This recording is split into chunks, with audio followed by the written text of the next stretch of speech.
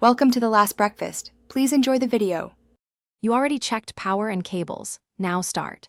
Right-click the desktop and open Display Settings, then click Detect if Windows does not show the second screen.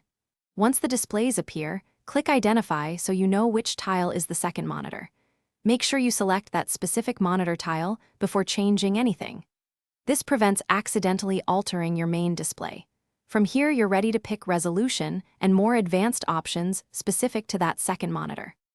With the second display selected, open the resolution dropdown and choose the monitor's native resolution for the best clarity. Native is usually recommended. Once done, click Advanced Display Settings to confirm or change the refresh rate. Higher rates give smoother motion.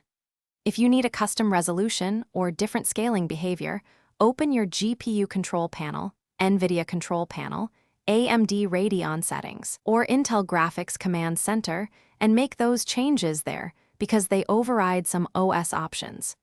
Make adjustments incrementally and preview each change. After selecting resolution and refresh rate, click Apply and inspect the screen.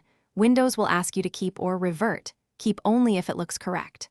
Make sure UI scaling is comfortable. Adjust text size separately if needed.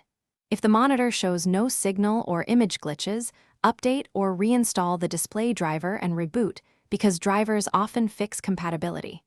If the screen is blank after changes, boot into safe mode or low resolution mode to reset settings and restore a working configuration quickly.